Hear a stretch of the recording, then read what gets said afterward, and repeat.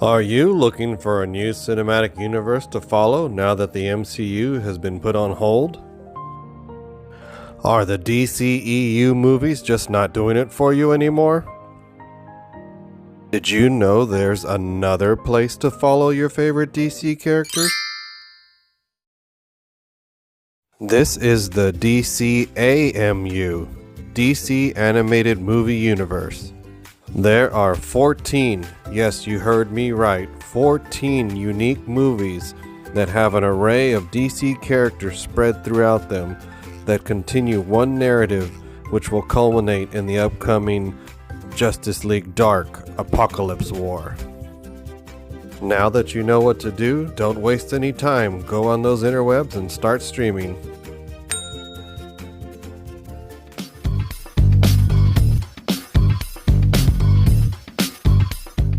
Sponsored by Local Touch Online, a free online magazine that has an exclusive article by Pop Culture Geekery every month.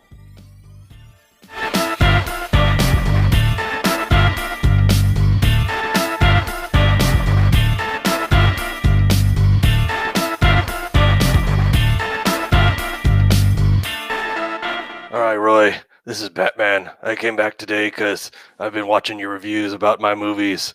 And yes, they're all my movies because I'm in each one of them. Doesn't matter what the title is. No, it does not. So I got a little quiz I'm going to give you here just to make sure that before you review these next two movies, which I'm also in both, even though I just kind of walk around Justice League Dark. That's okay. I'm going to ask you some questions about my movies, and you better know the answers. So, first movie, if I come out and just say, I'm Batman, which movie am I talking about? Batman? That's right. That's right. It's okay. I'm glad that was the hardest one. I was worried you weren't going to get that one. So, all right. So this is kind of going to be like almost like Bat Charades, except I can talk because I'm Batman. So the second movie, so I'm here and I leave. Therefore, I have Returned. That's right. Batman Returns. Good job, Roy. All right. Third one. So I'm Batman, and I'm Batman, and I'm Batman, and I'm Batman, and I'm Batman, and I keep going. I'm Batman. I'm Batman. It's Batman what, Roy? 3? Now, what are you talking about? If it keeps going, then it's going. It's what, Roy? Infinite. Oh, Batman Forever. Right. Yeah. All right, kind of blocked that one out. That was my bad. Here. I'll use a visual for this one. Make it easy on you.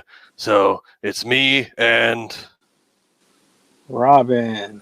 Yes, right. Cool. With the karate chop action. Nice. And not like that guy that you sent for the tryouts last week. Don't you ever send him to my house again. Remember, Wayne Manor has defenses. All right. So after that one, I took like a, 15, 20 year break. Had nothing to do with the quality of that last movie. But let's see here. So if I'm still Batman and I'm starting something, what am I doing, Roy? You're beginning again. So Batman Begins. That's right. Good job. And then if you don't want to call me Batman, you can just call me if it's not light, it's Dark. Yes. And then in medieval times, I would have been a Night. So therefore, Batman Dark Knight. All right. You're doing good, Roy. You're struggling a little bit here, but here's the last one. I'm not going to talk for this one. You figure it out. Batman Rising. Oh, not Batman, though. Come on, Roy. If it's not light, it's Dark. Dark Knight Rises. That's right. Good job. All right, Roy. World's greatest detective mind. This is a family show, Roy. Although one of the ones we're going over today is rated R. Yeah, I was gonna say, if this is a family show, warning. There's some pretty dark stuff. I mean, they're literally called dark in this one. So anyway, So I guess you pass. I mean, you were a little iffy on some of those, but I'll let you pass for now. Thank you. So the last thing you got to know is Batman is you always got to make a dramatic entrance. So you've got to throw the smoke pellet first and then the batarang, not the other way around. All right, you got it? Got it. All right, here we go.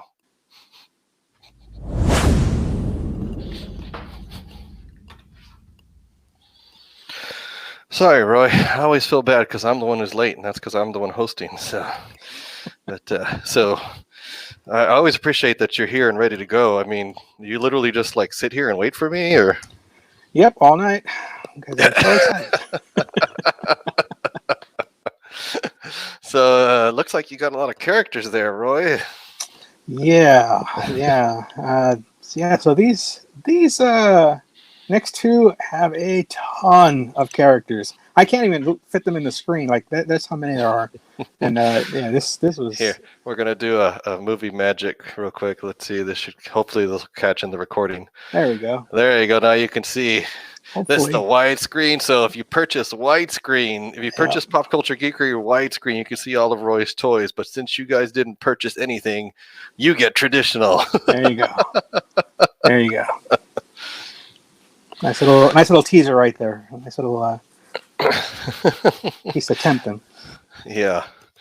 So today we're going to do our next part of our countdown to Apokolips War. So today we're going to go over Justice League versus Teen Titans, and then after that we'll go over Justice League Dark. All right. So you want to take us through this classic intro that happens at the beginning of Justice League versus Teen Titans, or you want me to do it? I can walk you through. So basically, this one opens up with the Justice League fighting the Legion of Doom, which is pretty cool. We get to see some classic battles, some classic arch nemesis battles type things. We see Superman fighting Lex Luthor in his Lex suit. We see the first appearance, I think, in this universe of Cheetah. I think she's fighting Wonder Woman. Mm-hmm. We also see Solomon Grundy, who does a nice ripoff of the Hulk, of saying Grundy Smash. I thought that was interesting. But he is fighting, actually, who's he going against? Is it Superman or Batman? I forget. It's Batman. Batman? Okay. And then who else do we see in this? We see Toy Master, and he's fighting, I believe, Cyborg. And who am I forgetting here? There's another one. Oh, was it Weather Wizard? We see Weather Wizard fighting the Flash, which is a really cool intro. I swear I hear my cat in here. Sorry, I just heard some bells. Anyways, it's a pretty cool battle of them just going at it, and of course, the Justice League prevails. Really cool battle between Superman and Lex, and then that kind of opens us up to how this all, I guess, begins with the story. We see after the battle, Weather Wizard is possessed by a demon, and that's kind of what gets the story rolling. Yes, but where are they fighting? What's the setting? They're fighting in front of the Hall of Justice, it looks like. Yeah. So that was a nice little homage. It's really in there kind of quick when I think someone gets thrown into the building, I think Superman or something. But yeah, that was pretty cool. That was a nice little homage.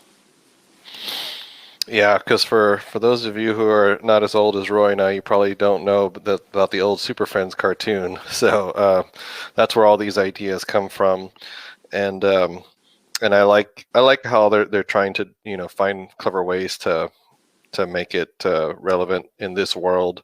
How they talk about how the Hall of Justice was named by people on social media. So it's not like they named it themselves. So that's kind of cool. But yeah, that whole setup was pretty cool. But I did find it kind of funny that because you mentioned that Weather Wizard got possessed by Trigon, right? Well, he gets possessed by a demon. I don't know if it's necessarily Trigon. Oh, okay. I think it's one of the I forget what they're called. They have a name, but they're basically his minions that he can empower or imbue with his power for a little while, and use them basically. Oh yeah, you're right. It is his minions, but the corruptors, I think they're called. Yeah. I just thought it was funny that it's like we're having this big battle, and just like, oh, one of the demons is right over there. It's just convenient plot setup. There you go. Obviously, a wizard did it. Yeah. In the next movie, that'll be true. Exactly. Oh my gosh, so many wizards. So many wizards. So basically, the way they win the fight after he possesses Wizard is Damien basically nukes him with the Batwing and Yeah, all yeah, its arsenal. yeah. And that's kind of how this is all set up. He goes against Batman's wishes. Batman told him stay back and basically do crowd control, and Damien, being Damien, decides, yeah, I'm not going to do that, and I'm gonna figure this out and solve the issue. Yeah, and I'm surprised Wizard is still in one piece after that. But apparently, all it did was knock the demon out of him. Yeah, because obviously he's ultra immune to nukes. Apparently, yeah, that was kind of crazy. So after that, we're introduced to the Titans of this world. They go to Titan's Tower, and so this group is kind of a mixture of, I guess, what's kind of the known group, what the classic group is, and then some of the newer ones. Because we're introduced to Blue Beetle, but it's the newer Blue Beetle, Jaime Reyes, I believe is his name. Yeah. Some of the classics we do get are Raven and Beast Boy, although Starfire seems older than them in this one because she's supposed to match up ages with Nightwing since they're having a relationship in this world. Right, and that was actually one of the things I was kind of curious because I didn't read the 52 stuff on this, I guess, so I wasn't really sure if this was a new incarnation of the team, like this is the next generation, because I think there's a small mention later by either Starfire or Nightwing about how they used to be on the team, and even Cyborg later on brings pizza and is kind of like an homage to the current or maybe the last current team of Teen Titans. But it almost feels like they're kind of straddling that a little bit. Like there might be a history there that they were Titans before. Even Damien, when he talks to Starfire about her reaching her potential, there's all these little like nods to which, did the Teen Titans exist before with Nightwing and Starfire and Cyborg, and Cyborg again. He mentioned something about going up to the big league. So it's interesting. They don't really clearly tell you, but they leave you thinking that maybe, yeah, this used to be a team of those people. That's where their relationships began. And you see that's what I was talking about, like with Ra's al Ghul. It's like all these allusions to, and I did go back and look through the list of the previous movies. And honestly, I think when all is said and done, if you really want a starting point, but it's going to take you longer, is you really need to start with like Batman the Animated Series, and then Superman, and then Justice League. And if you go forward from there, these movies, you'll be like, oh, I know all these people. Yeah. So. Yeah, ton of characters. And one thing I wanted to mention, which was really neat that I found, was Beast Boy. I was trying to get his voice again. I'm a big, I love trying to figure these things out as I'm watching the movies, and I'm sure it ruins the experience a little bit, but I have to know who these people are as I'm watching the films. We've got a bunch of returning actors, voice actors coming back. You got Jerry O'Connell as Superman. You've got Jason Mara reprising his role as Batman, and I believe, what was the boy's name? Oh, Stuart Allen is reprising his role as Robin, which I absolutely love. His performance in this movie, he continually nails Robin. Like he does such a great job with the character. But one of the ones that I was going to mention that I was really like, oh wow, was Beast Boy. I thought he was an actor from like the 80s because his voice was so familiar to. Now this really shows our age. He sounds a lot for a while, especially when he's nervous or kind of yelling. He sounds like Kid Icarus or Kid Icarus, however you describe it, in Captain N. Oh wow! Yeah, Captain N and the Game Master from back in the 80s. And I was like, there's no way that that guy can still be voice acting. I mean, he could be, but to keep his voice young. Anyways, I look him up, and it turns out he's actually, I don't know if anyone's familiar with this guy. I am. I love his movies. Whenever he's in, he always has these small bits. His name is Brandon Suhu. I hope I'm pronouncing that right. He's actually in, he plays the tiny little general in Tropic Thunder. He also played, I believe, Storm Shadow as a child in the G.I. Joe Retaliation movie. Great actor, but I was really surprised, and I look it up. I look up the actor, and talk about making you feel old. This kid is like a grown up now. It's crazy, but he did such a great job with Beast Boy. Really loved the character and all the transformations he takes on in this movie. And just the way he fights, it's really evolved and very clever and fun. And I mean, I laughed a lot with his character, so I really enjoyed him in this movie. The other characters they introduced with the voices, we've got Raven's played by, I believe it's Taissa, Taissa Farmiga, which was really cool. I didn't know who she was at first. I looked her up, did some research, and apparently she's got a pretty good history of movies and cameos and stuff. The reason I brought her up though was because, or two things. One is this kind of a reunion film for some of these voice actors. As you know, Shamar Moore, as I've mentioned before, plays Cyborg. Well, the actress playing Raven, she actually came out in one of his shows a couple of years back for Criminal Minds, where she plays Jennifer Love Hewitt's niece or something like that. So it's one of those like 7 Degrees type of things, but it was pretty neat. Also, she is the sister to, I believe her name is Vera Farmiga from all like The Conjuring and all that. And if you look at them, you're like, wow. At first, I thought they were like mother-daughter, and actually they are 30 years apart siblings. They are sisters. So that was really cool. And then speaking of Jennifer Love Hewitt, I thought she kind of is this generation's, like I said, the new generation. She reminds me a lot of Jennifer Love Hewitt back in her heyday. So, just something interesting I found. Again, really fascinated with the backgrounds on these characters, character voice actors and stuff. So. Oh yeah, no, I love her as an actress. First got to know her with the American Horror Story series, and so she's been in several of those. And then yeah, been keeping up with the Conjuring movies, and she actually plays the young nun in the movie The Nun. Yeah. Which that's why it was confusing to people. Even me at the time, I was like, "Is she supposed to be the young version of the lady?" But it's because they're sisters. They're sisters. Yeah, they're 30 years apart. I think it's like 74 and 94, I believe, was the birth years on them. But it's crazy. I was just like, wow. I honestly thought they were done. And she's actually, the funny thing, she's also played Jennifer Love Hewitt as a younger version of her in a movie, and it was, I forget which one that one was too. And that's really what brought it up. And then eventually she came out again in Criminal Minds. So it was just kind of a cool little like 7 Degrees thing I found with them. I love finding out these little backgrounds on these characters and stuff that they brought in for these talents. Really good job too of playing Raven, by the way.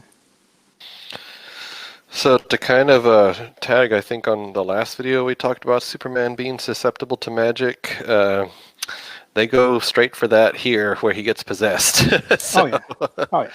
And Trigon definitely, made a good play in this whole thing by going after the strongest Justice League member first. Yeah. And it's interesting to see Superman kind of scared. Like he was just like, "Oh crap!" Like he's in the laundry room, I believe, and he hears something, he senses it, and you kind of see. I mean, he's genuinely just a little bit. He's a little scared just for a second there, and I mean, you can't blame the guy's susceptible to magic. So it was pretty. It was a pretty cool possession, I guess, how they took him over. So that was kind of neat. Real quick about Starfire, one thing I found interesting, especially considering the statue you have there, that's the classic Starfire outfit. And then her new 52 outfit is, if I remember right, I'll have to pull up a picture to put here, but I think it's more in line with that one. But the one we get in here, it's definitely her look from the Teen Titans Go series, including the little bangs she has. Yeah. If you notice, it's basically the grown-up version of that one. Yeah. It's a great design too. I love it. They've kind of altered it a bit, but yeah, it looks great. I was going to go back before Superman got possessed. It was interesting to see the dynamic with Damian's introduction into the Teen Titans. Damian being so mature, against this backdrop of these characters who they seem sort of fresh.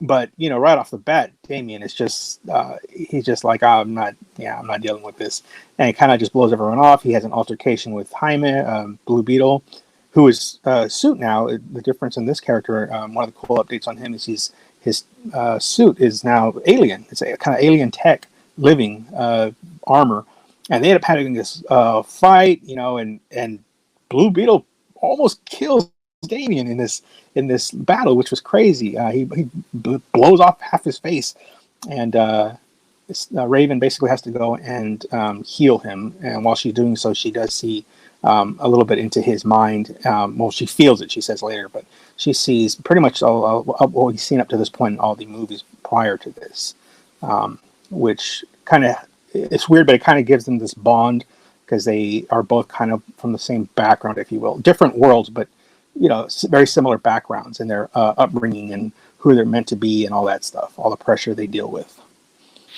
They definitely both have daddy issues. So. Yes. Yes. But yeah, you're right. I did appreciate that the characters, the Teen Titan characters, did play very well off of each other. They have a nice little relationship building there with Damien and Raven, which they carry on into in this part of the movie. It basically turns into like a poppy teen drama when they go to the carnival, complete with pop music and everything. Yeah. They had music. They had was that Dance Dance Revolution type thing going on. Yes, and the funny thing is, even though I'm older, I actually have a history with Dance Dance Revolution because Sarah and I used to play it together. So you can see that here. And needless to say, I always did the beginner level. She did the higher level. Yeah, you were basically Beast Boy in this one, and she was Damien. Yeah, I love exactly. I love how Damien just adapts to this dance battle. That was great. Yeah, it was nice that he adapted versus just being good at it. Yeah, I like it. So in the middle of this, of course, you can't go to a carnival in any kind of movie without something bad happening, right? Right.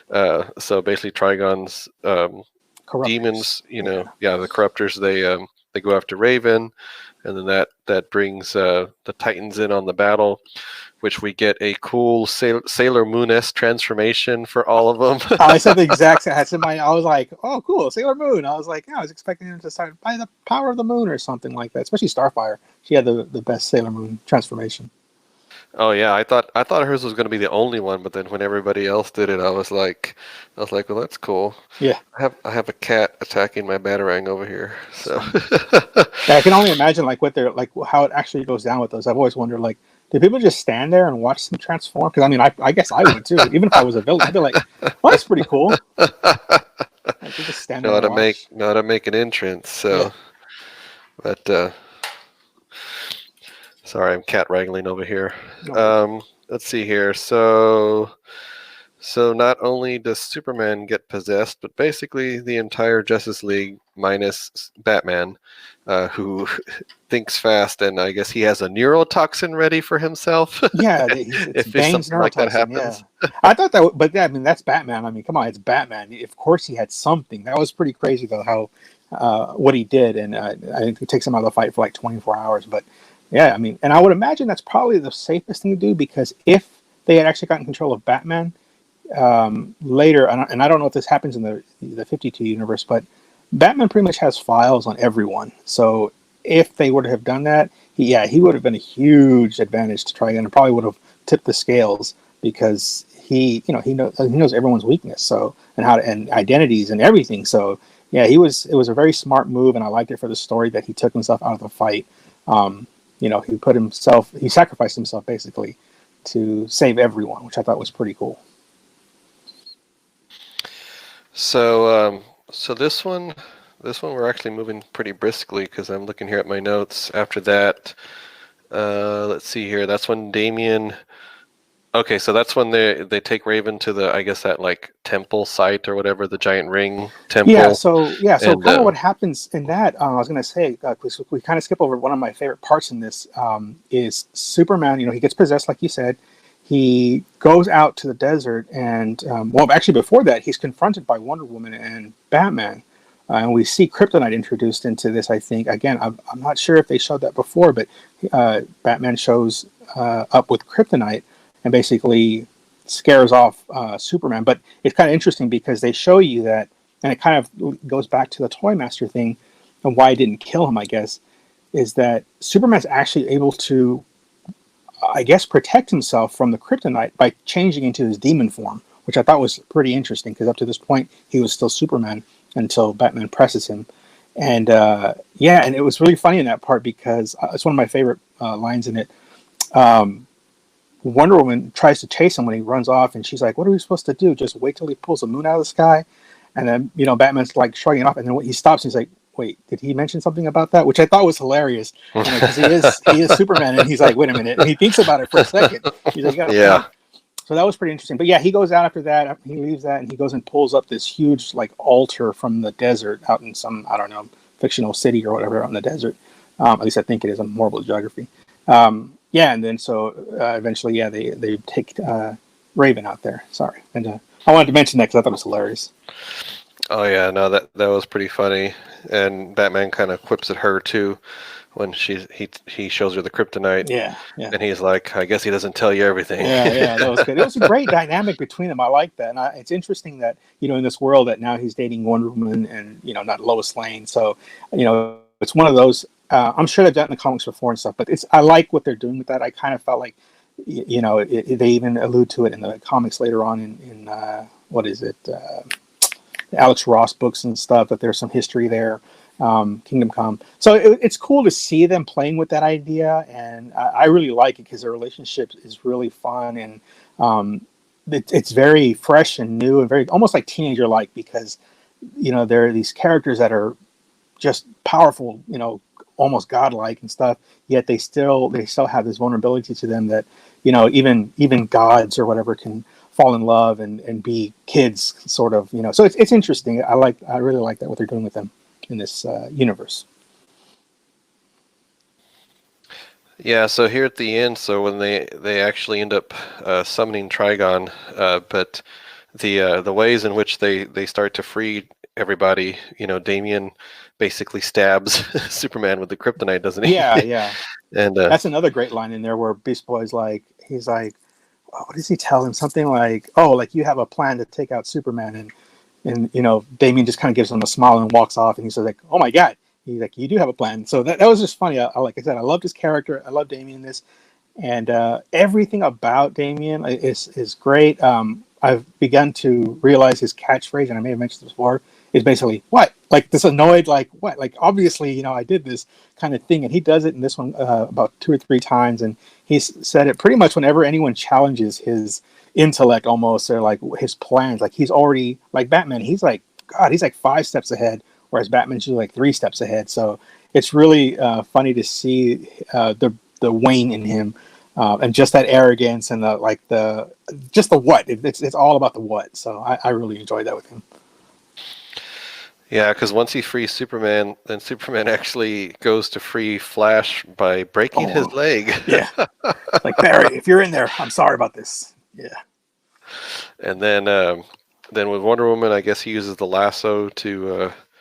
that one I was a little fuzzy on, to get her to get the possessed demon. Yeah, he like uses the lasso of truth basically and compels her. The lasso of truth compels you to tell me who you are, and it's like truth breaks their hold. Yeah, so it's like an exorcism basically. Yeah. So the Teen Titans go to hell while all this is going on. Raven transports them to Trigon's to world. Oh, and I guess we completely skipped over Raven's dark origins, but it is relevant to this. So the basis with her is that her mother was part of a Satanist cult, but instead of Satan, Trigon shows up, and then she was like, well, he's basically Satan. Yeah. And then her mom and him hook up, and then they have her, but then the mom retreats to like another realm called Azarath. Mm-hmm. But then when Raven grows up, she wants to know her dad, and basically summons him to Azarath, and then he immediately destroys everything, including her mom, with the intent to take her back. So I don't know if you've ever seen the old, I think it's from the 60s, old movie called Rosemary's Baby, but it's pretty much that.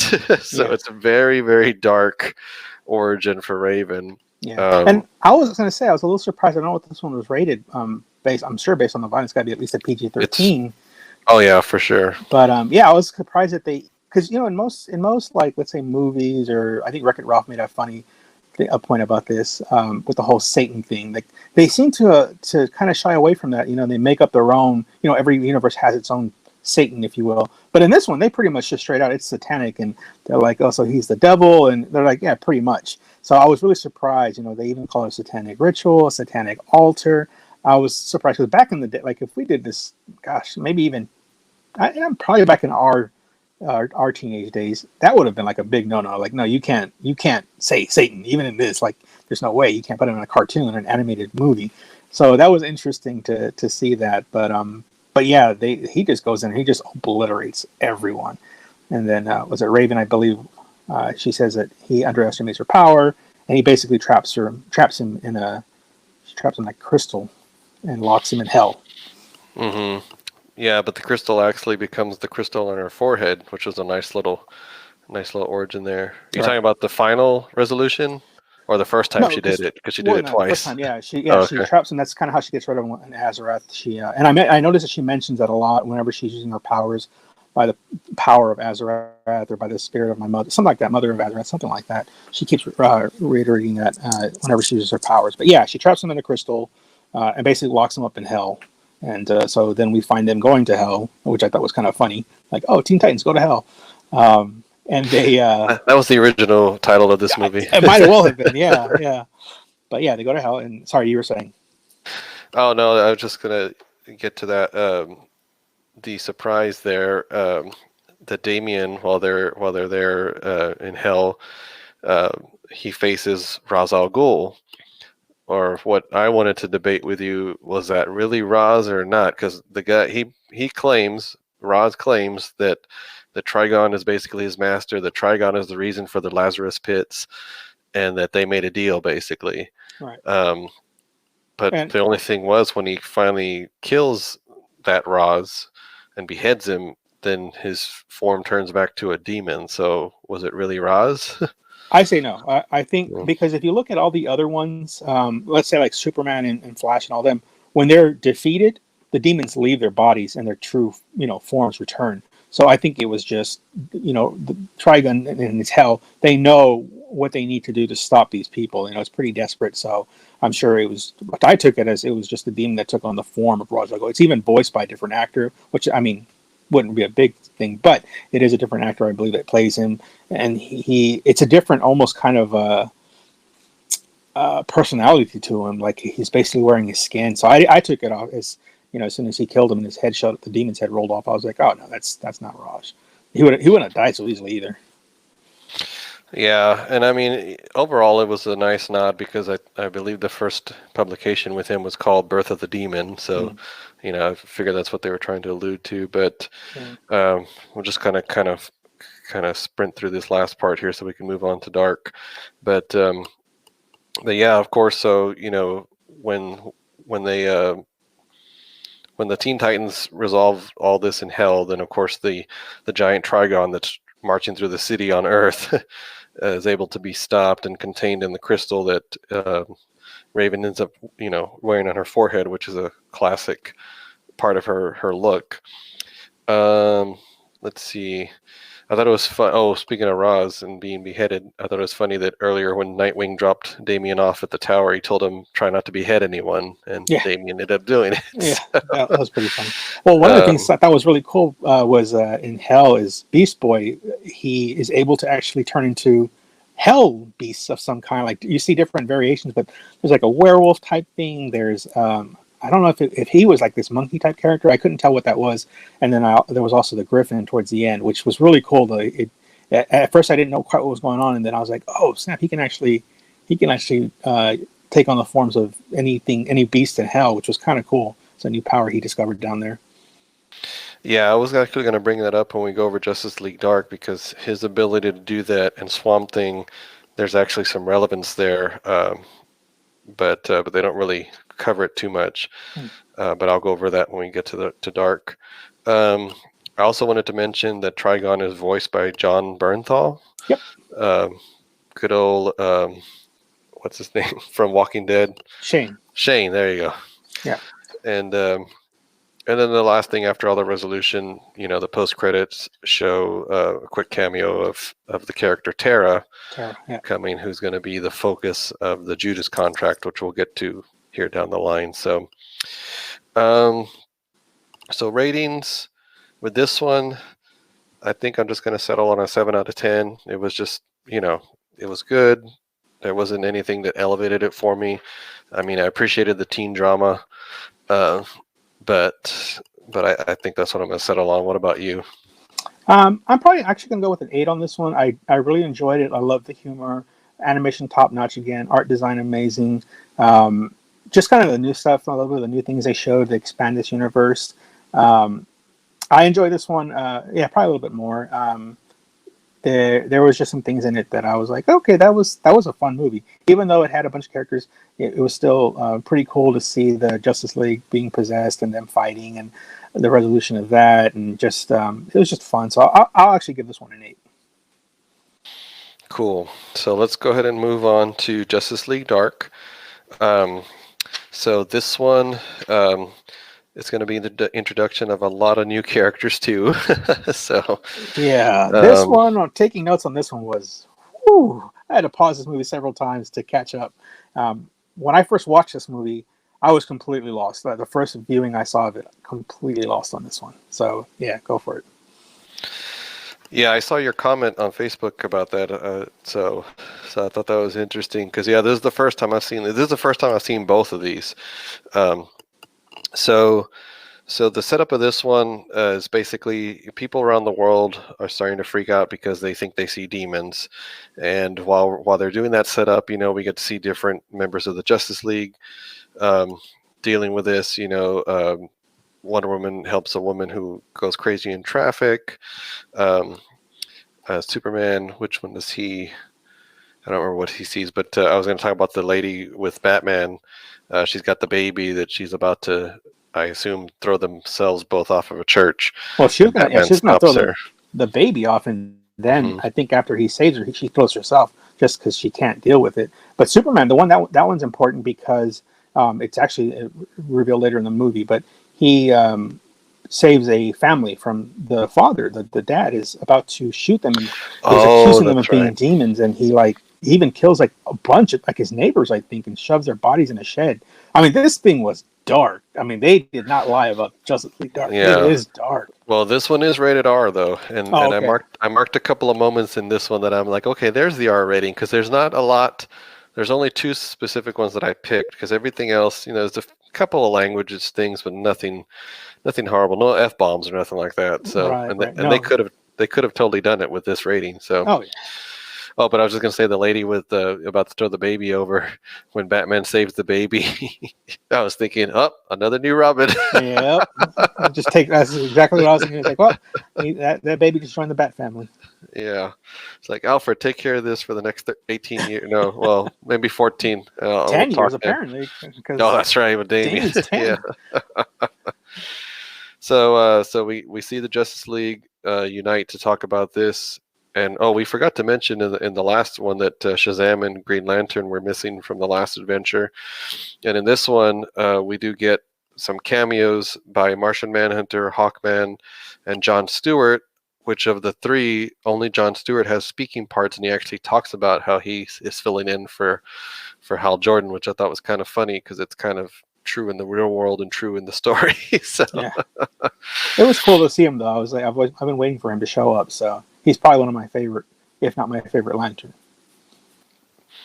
Oh, so I assume that comes from watching him in Justice League Unlimited and stuff like that. Or? Unlimited, and it's just in the books. I mean, he's ex-military. At least I think he's ex-military. He may still be active, and just the way he uses his constructs are amazing. One of the, I guess, most famous scenes by him, which really made me fall in love with him, was when he shoots, I think, Mogo. He pulls out a huge sniper rifle and he has to take out Mogo, which is the Green Lantern planet. It was just an awesome scene, and he's hiding behind a meteor, and he constructs this massive sniper rifle and just shoots Mogo, boom, to save basically the universe, I guess, or at least help them. So I just loved his character, so it was great to see him in this. That's awesome. Hopefully I can find that image. So right after that, we're introduced to one of the main characters of this story, who's John Constantine, who I know from several different things. I think we probably both know him from the infamous Keanu Reeves movie. Mm-hmm. Yeah, which is different. Yeah. Yeah. So that was probably both our introductions to him. I have since seen him a lot in the Arrowverse. Yeah. And I really like that actor who played him there. He also voices him in the animated movie. It's the same guy. Oh, really? Oh, that's awesome. Matt Ryan plays him, and he's also in Legends of Tomorrow. I'm not sure if it's the same actor, but I'm pretty sure it is. So I can already tell you I'm probably gonna score this higher than you, only because like what you were talking about earlier. And here's the beginnings of why. Because I don't know what it is about the supernatural. I just love it. So like the ideas that they introduced in this one, some of them I was fuzzy about, so some of them they solidified here with me. So first of all, I love the quirkiness of Constantine. I love how his introduction here is he's playing a card game with demons, Oh, just like, and of course in his snarky British accent, it just makes it even better. yeah. And with him, he's got the other character, Jason Blood, who is possessed by the demon Etrigan. More demons. This is a demon-filled, couple of movies. Yeah, I love his incantation. Is it gone, gone, the form of man, arise the demon Etrigan. And of course, one of the great things about Etrigan, and I'm sure it gets annoying right away, and I think even they mentioned it in Flashpoint. They're like, oh, he rhymes. That's not going to get tired fast or annoying fast. But yeah, everything he says is a rhyme, so I think it's fun. He does it. He does it in a short burst, so it's not too bad. I guess if he gave like a long speech or something, it might. But yeah, you mentioned that he does have a cameo in Flashpoint, so that was cool. If you remember that. Still no So Canterbury yeah. Cricket though, so I was like, oh, I was hoping. I was like, come on, give us another Canterbury Cricket. It's because he's not supernatural, There you go. unfortunately. So, um, so here's where they start. Their quest. So basically, it's a MacGuffin quest, is what it starts here. I can kind of see where it would all get confusing because they start spouting off all the magical stone of blah blah blah, and then the realm of this, and so yes, I can definitely understand how that gets confusing. Yeah. So that's why in my mind it just kind of glazes over. I'm like, okay, it's a stone. It's the sorcerer's stone from Harry Potter. We can basically literally say here, no, a wizard did it, because a wizard did it in this one. But so they set up all that with Constantine, that he's after something, while all this is happening around the world. And I love the introduction of the House of Mystery, because that is a classic DC comic and just a classic DC idea. I will post a picture here of this first cover, which is so awesome, so classic. It says something like, who dares to enter the House of Mystery? And it just shows like a hand coming out, and these children, of course, they're going to check out this haunted house or something. And to me, that's just like the essence of comics right there. Like, that's just so classic. And I love that time period in comics. I love the art, especially some of the creepy stuff like that. There's also like the EC comics that did, like, I guess where the origin of the Crypt Keeper came from. Right. Those are not DC though, but this is the same style. I just love all that. So kind of a pulp like magic stuff, dark stuff. Yes, yeah, that's exactly the word for it. Yeah, okay. That kind of the pulp stuff. Yeah. Now I don't know in modern, especially in the 52, if the House of Mystery was integrated the way it is here. But if it wasn't, I love this idea that it's kind of like an artifact. It's just this house, kind of like Dracula's castle in Castlevania. That yeah. It reminds me a lot of like Doctor Who with the phone booth or something. It's just this time traveling or space traveling device. Yeah, that houses all these bigger things inside.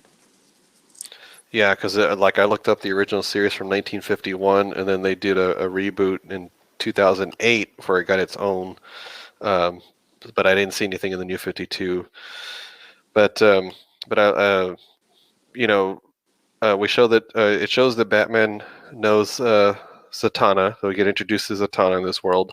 And the fact that Batman knows her, for those of you who don't know your Batman lore, is the fact that her father, Zatara, was one of the ones who taught Batman all his great escaping techniques. Yep. And the art of illusion and misdirection. And so I think that's exactly he did. That's why I think this one got to me more, because especially since it's not specifically, it's appropriate that Batman is the one that's running around with them. But there's so much of this rooted in his history too. Like I said, with Zatanna and just the darkness in general. I mean, that's why on the cover he's front and center on the cover, even though he's not necessarily the main character. Yeah, and that's what I was going to say. And don't get me wrong, I like the movie. It was just really confusing. and the characters are great, and I love the supernatural stuff as well. It was fun. It's just there was so many characters to cover, and it felt like everything was. I mean, they were just burning through stuff so fast. But I mean, I almost felt like this could have just been called Batman Dark or just Dark, because the Justice League is in this maybe 15 minutes of the hour and whatever long it goes. Yeah. No, and I mean it's funny, it's like Batman is their main money maker, so I can Is there totally see why Wolverine? they put him in there. Yeah. But yeah, so they, through Zatanna, they also meet Deadman, who he's one of those characters that I knew about him, have never really seen him. I know he's been in some of the Justice League Unlimited stuff. Awesome brand. Yeah, so this was the first time I got to see him, and I enjoyed his character. I liked how he was kind of like the everyman of the story, even though he was dead. Yeah, he was kind of like, what do they call that? We were seeing it through his eyes almost. He was like what do they call that character? But they have a name, whatever it is. That's him. Yeah, and plus he's a Batman fan. It's just Oh yeah, I love that. little yeah. things like that. Yeah. And so the House of Mystery apparently has an essence, and it takes a form called Orchid, which is a pretty cool design. And apparently when she first meets the group, she pulls a mantis from Guardians of the Galaxy 2, where she feels everybody's like inner turmoil. Yeah. And so that was an interesting way to give everybody a little bit of background before we get into more stuff with them. But yeah, this is where the MacGuffin quest starts, basically, because we gotta run to Constantine's dying friend named Richie, who, at first I questioned why he was part of the plot, because I was like, I don't really know who this character is supposed to be, and they never really revealed it. But of course, we learned later there's relevance to that. Right. The character you mentioned. Oh, I had to stop and go back and be like, okay, wait, who's Richie? Like, wait, did I miss something? So yeah, they do kind of tell it backwards, kind of a almost Tarantino-esque reveal with that. I was like, oh, all right, that's why. Yeah. You're like, Richie, when do we get to La Bamba? Yeah. So when we get to the hospital, I think is the first moment that probably earns the R rating. So they go to meet that father that you mentioned with Superman. Right. And basically Constantine and Zatanna do like a mind walk to figure out like what possessed him. And while they're in his mind, the mystery villain at this point, because we don't know who he is yet, basically summons, and I don't want to curse, but a poop demon. He's a Golgothan. Yeah. I was like, that's exactly what I thought of when I saw it. I was like, it's the Golgotha from Dogma. There you go. And I was like, that right there probably earned them the R rating. Yeah. So it literally eats everyone it touches, which was awesome. I love his design. It was a crazy cool design. Yeah, but it's funny because it was kind of making my stomach turn a little bit thinking about it, because I was just like, oh my god. Yeah. But yeah, so they the father unfortunately does not survive that encounter, but they do, and they're able to gain information. And at some point here, when we see Richie apparently got attacked, and they think it's Etrigan the demon, but this is where we get the cool backstory, where we're introduced to Merlin in this universe, which I thought was really cool. And Camelot, the whole thing. Yeah, just a quick side note, I really wish they could come up with a modern telling of that, so modern audiences could really appreciate that story. I mean, there's definitely older movies that you could turn to, but I know they've had some misfires with doing King Arthur stories, but I don't know, just that whole story, and anytime it's referenced, it just really speaks to me, and it's because it's like a truly early pop culture thing, just because it's referenced in so many things. Yeah. And I mean, that story just gets retold and retold. And yeah, again, I agree. I love the whole medieval thing, especially when it comes to King Arthur. I've seen so many iterations, from Knights of the Round Table to there was even this old one that I used to watch, and I can't find it anymore, but it was like an anime or something from way back in the early 70s, I think, or 80s. But yeah, that one's always just the story of Camelot and King Arthur and Merlin. All that stuff has always been a big influence in a lot of stuff that I like. whether it's subtle or not. But yeah, it was pretty cool to see that in here, and then just to kind of see the origin of Etrigan was pretty cool. He basically leads a battle against this Skeletor ripoff named Destiny. I was gonna ask you if you got the Skeletor vibe from him. Oh, definitely. Especially when it comes back later, 500 years later. I was like, oh god, they're not even trying anymore, but they are. But he's basically Keldor or Skeletor in this time, and was it what's his name? Jason Blood is the knight. I'm not sure which knight he was supposed to be. I'm assuming his name was Jason Blood back then, but he leads some knights against this Destiny character, which is the worst, I think, villain name I've ever heard. But it was meant for that tombstone at the end. Yeah, it must have been. So he goes and he ends up getting mortally wounded, and by Destiny, right, by Skeletor, and he basically Merlin calls up or summons Etrigan, he's got basically bound to him somehow by magic, and so he sends him after Skeletor. He defeats him. But Jason Blood is mortally wounded, and Merlin basically ties him to his human form. And so another one, and it saves him. It ends up saving Jason Blood.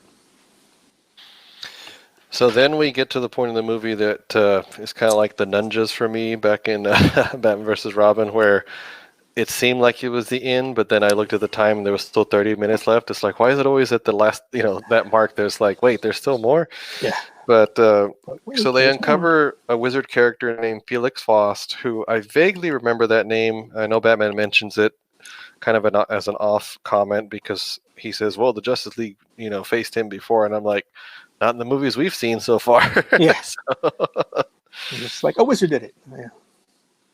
But they actually have a really cool battle with him. I love Yes. when him and Zatanna fight. I mean, she at the end there, she does what I call the Final Fantasy limit break on him. She takes on the Avatar state basically and just whoops him.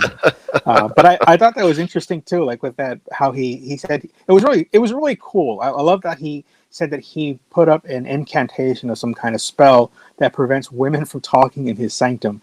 And he's like, I did it for me and pretty much for all the men in the universe. I started laughing. It was wrong, but it was hilarious that he would do something like that. But it was also, I mean, as far as a spell would go, he even tells her, you're really the only most powerful one here that I worry about. And, he's got Batman, he's got Constantine, he's got Etrigan, and he doesn't care anything about them, which just shows you, it kind of interests you how powerful Zatanna really is. And she goes completely Avatar state on this guy. Great battle with him. Yeah, and I think that's what was really selling the movie for me because it was just so different. And I love that these characters got a chance to shine in something different. I mean, don't get me wrong, I love superheroes, but I do love this world where these guys exist as well. So after that, I guess we forgot to mention before they get to Felix Faust, they actually go talk to Swamp Thing. So this is his completely introduction. random. Yeah. I didn't understand that. I was just like, what, Swamp Thing? I was all right. Let's go see Swamp Thing. I'm like, sure, but I think he's part of that universe, right? The Dark Universe.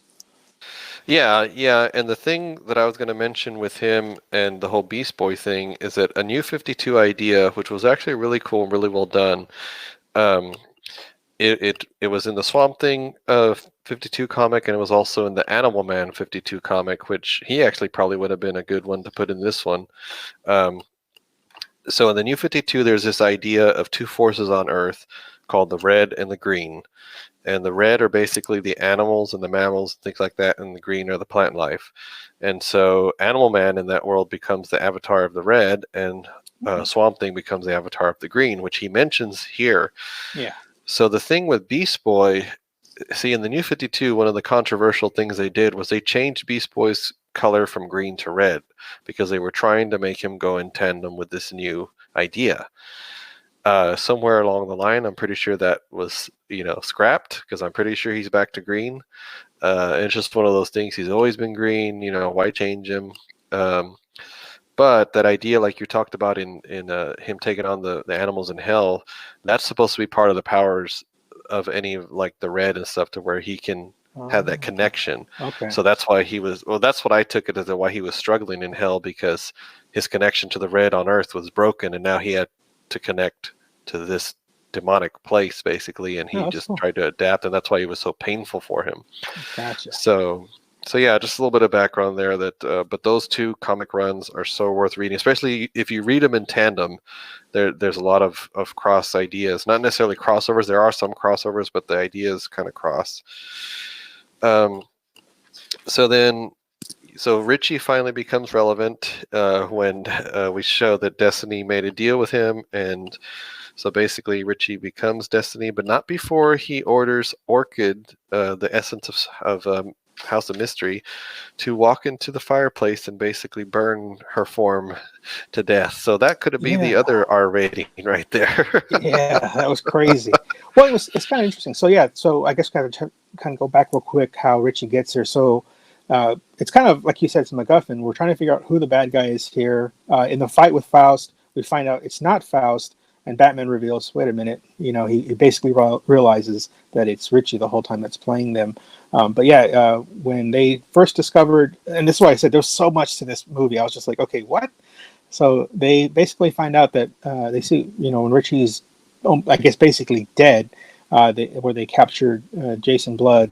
They end up bringing him back to the House of Mystery, and that's how he gains access. Because you can't just walk into the House of Mystery; you have to be either invited or Constantine has to bring you in. Kind of, it's protected by spells, which I also love. The House is a fun character in itself. But so now he has access to the house. Before they leave to fight Faust, Constantine tells Orchid or Black Orchid to protect him, do everything in your power to keep him safe or whatever. And so she's basically imbued to him, like she has to do what he says. And he takes advantage of that when he reveals that he's the bad guy. And he straight up murders her, which was crazy, so that he can be free to get the Dreamstone. Which there's so much to this. Yeah, because we're about to push an hour here, so let's kind of speed through the resolution here. But we have Destiny, like you said, in his Skeletor form, again, crashing through the city, destroying things.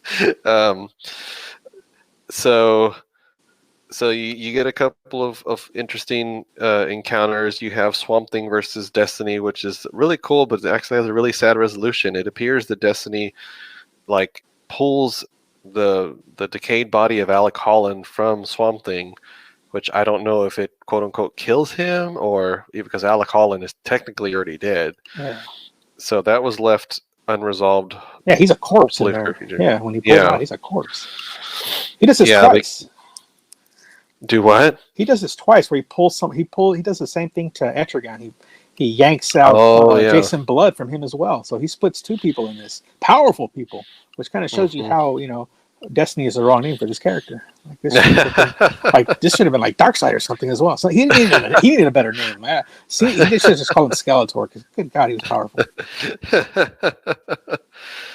Let's see here. We get the Jon Stewart Green Lantern versus Batman, because he gets possessed by magic.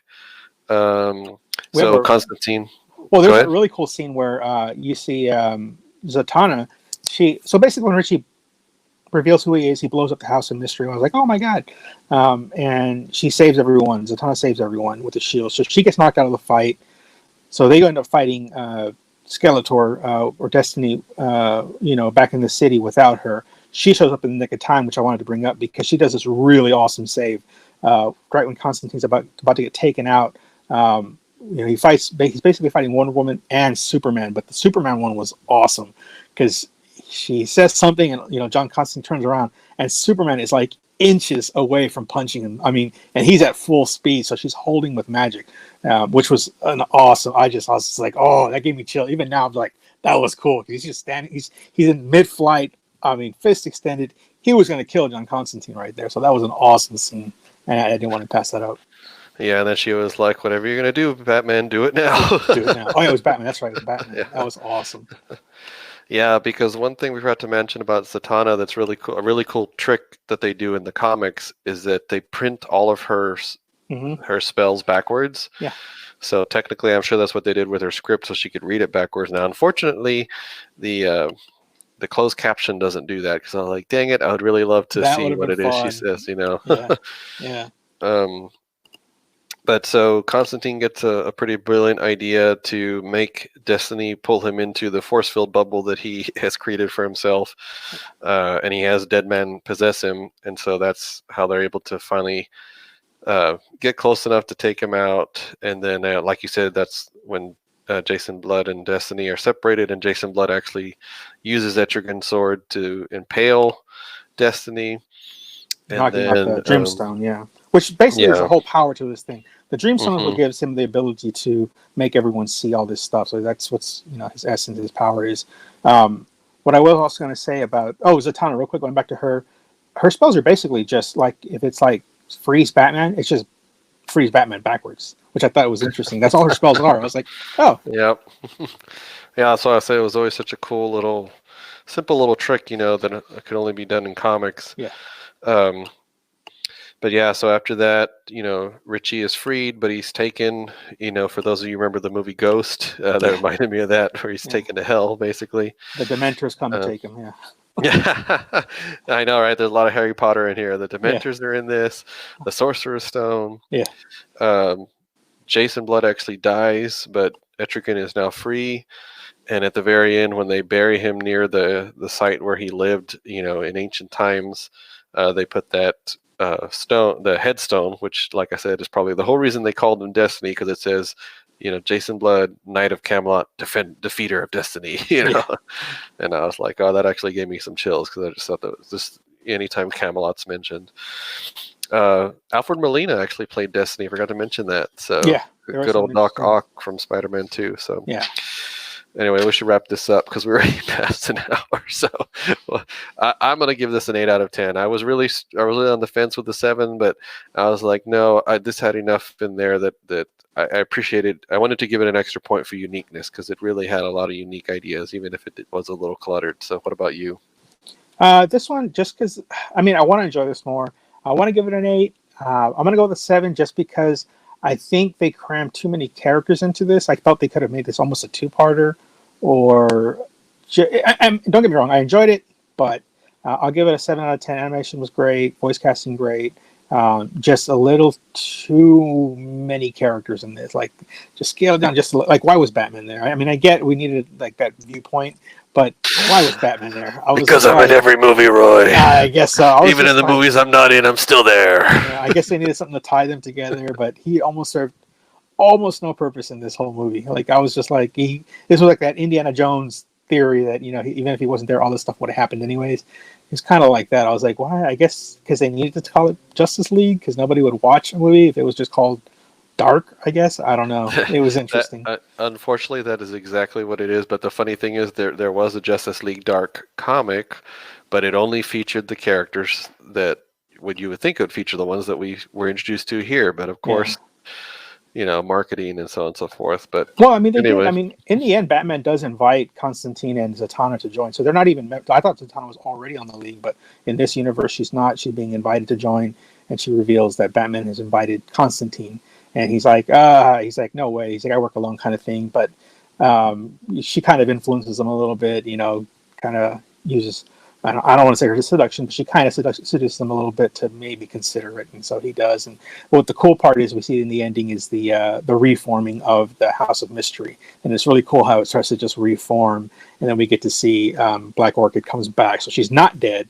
And what else is in that? Oh, and she invites in Deadman, Boston Brand. So I don't know if that has any future. I don't know what that means, but he's there now, so. Yeah, well, the one we're counting down to is called Justice League Dark Apokolips War, so I don't know. I always thought it was interesting that they chose to call it that. I know it shows that these characters are coming as well as the Justice League, I guess, since it's supposed to be like their end game. So, but anyway, so thanks you guys for watching. We know these are longer videos, so we appreciate you watching. If you didn't check out the last video, which was part 3, Roy does have a toy giveaway there, so definitely go check that out so you can see all the details. It's pretty easy how to enter to win the toy. So we're halfway there, guys. This is part 4, so there's 14 movies to go through, and plus Apokolips War. So we're gonna keep counting down until mid-May. So we appreciate you guys. If you haven't subscribed yet, please subscribe. If you like the video, hit like. Be sure and check us out on all our social medias. I'm going to have Roy's toy box linked below so you can see all his awesome figure photography. Woo. And until then, we will talk to you guys next time. Hi, guys.